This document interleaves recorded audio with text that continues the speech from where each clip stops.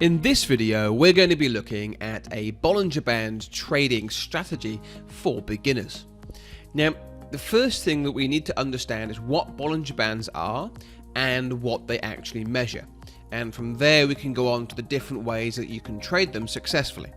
So, first things first, you can see on the chart that there's three wavy green lines, one at the top, one at the bottom, and one in the middle. Now, the Bollinger Bands themselves are the outer lines, but in most charting platforms, when you load Bollinger Bands up, they'll give you both the outer bands as well as the middle moving average. Now, when you add Bollinger Bands onto your charts, you're going to find that the defaults are very often the 20 period, second deviation, and of course you can choose any colors that you like. And this is usually applied to the close. Now, with regards to Bollinger Bands, they are a measure of volatility, and if we change the deviations, we're changing how wide those bands actually are. Whereas if we change the period, we're going to be looking over a larger or smaller number of candles. So for example, if we just change the deviation from 2 to 3, these lines are going to get further apart. They're still exactly the same as they were in terms of shape, but they've moved further away from the price.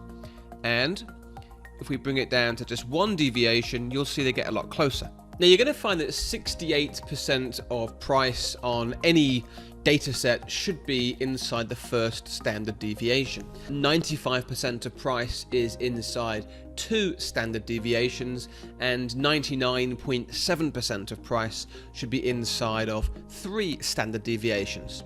So as you make these bands wider and narrower, they're going to contain more or less data. From here right now, we've got 1 standard deviation, 68% of price is inside of these bands.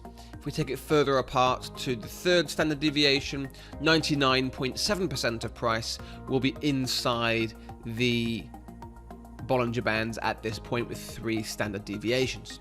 We can also then play around with the number of candles that we're counting to create this Bollinger Band. So let's say, for example, that we use a 10 period rather than a 20 period, you're going to find that it's going to be a lot more reactive to current price because it's only counting 10 candles rather than counting 20. And if we take it up to, let's say, a 50 period, then basically all that happens is that we're counting more candles to create the Bollinger Bands. Now, this middle line is very simply a moving average. It is a simple moving average that runs through the middle of the bands and is very often referred to as the Bollinger Band midpoint.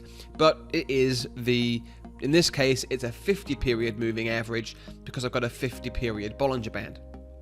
So you've seen, first of all, what Bollinger Bands look like. They were created by a man called John Bollinger, and there's several different ways that you can choose to trade them. The most common ways in stocks, if we go across to something like the NASDAQ, a stock index, is going to be Bollinger Band breakouts. A lot of people tend to look for price to hit the upper Bollinger or the lower Bollinger. When it hits that, as long as the price is hugging that upper Bollinger, you'd essentially be buying and holding your trade until the price moves away from the upper Bollinger. Okay, so price hits the upper Bollinger, and as long as the candles are hugging the top Bollinger, then you'd stay in, and as soon as they come away from the Bollinger, you'd get out of the trade. So that's one way of looking at Bollinger Band breakouts. Again, here, you'd be getting into the trade somewhere around here, and then when price moves away from the Bollinger, that would be your exit. There's variations on that. Some people get in when price hits the upper Bollinger and exit when price gets to the midpoint. Some people are far less aggressive, more conservative. They'll get in when price hits the upper Bollinger, but they won't get out until price actually goes down through the lower Bollinger. That can lead to some much longer term trades, and that's one way of trend trading and looking for breakouts if you're that style of trader. However, for most beginners, particularly those that are going to be trading things like Forex, if you trade Bollinger Band breakouts in Forex, you're going to lose money. You see, Bollinger Band breakouts work very well in strong trending markets. That's the reason why I went across to the Nasdaq to give you an example of a strong trend and how it can work. But you'll see in Forex markets that like to go sideways more than they trend, you really want to look at trading them differently. So the way that you want to trade Bollinger Bands looking at Forex instead is an approach called reversion to the mean. Now, reversion to the mean is basically a way of saying when price moves too far away from the average, it's very likely to come back to the average. When price moves a long way from the average, hits an extreme, it's likely to come back to the average. Remember, 2 standard deviations, 95% of price should be inside this green line. So if it's outside there, it's seen as an extreme and it's not going to be able to stay out there for long. Now, of course, there are exceptions. There's times that price has moved out here and taken quite some time to come back again. There are exceptions, but for the most part, you're going to find that price in Forex markets touches and turns, touches and turns, touches and turns, especially when you're in a sideways market.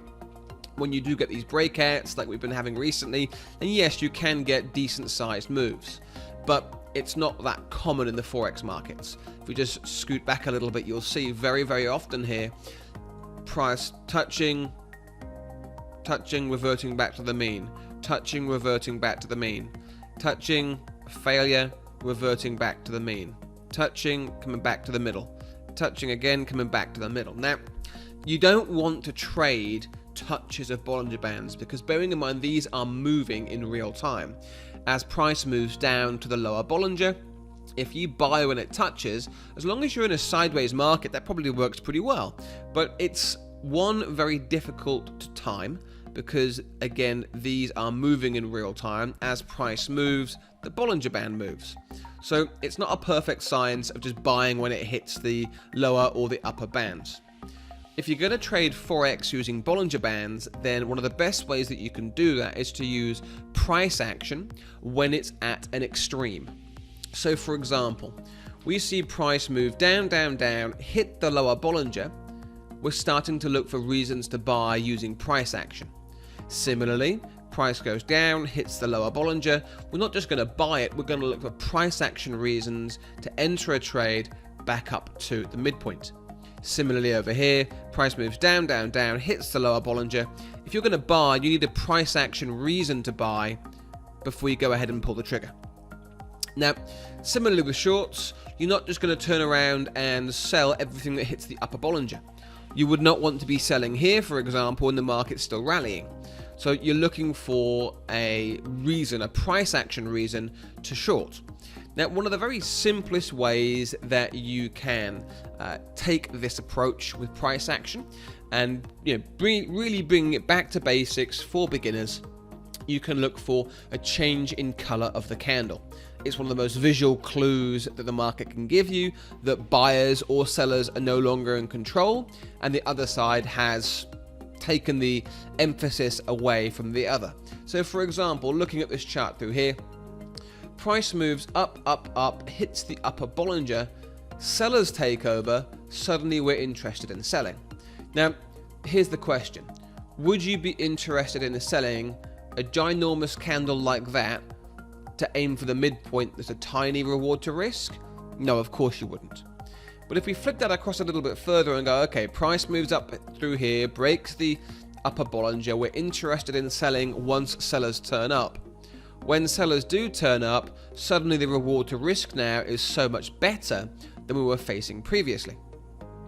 Looking at a few buy examples, price comes down, down, down, down, down, hits the lower Bollinger, wait for buyers to take control. Are we interested in buying here? Not really, because the reward to risk doesn't warrant the trade.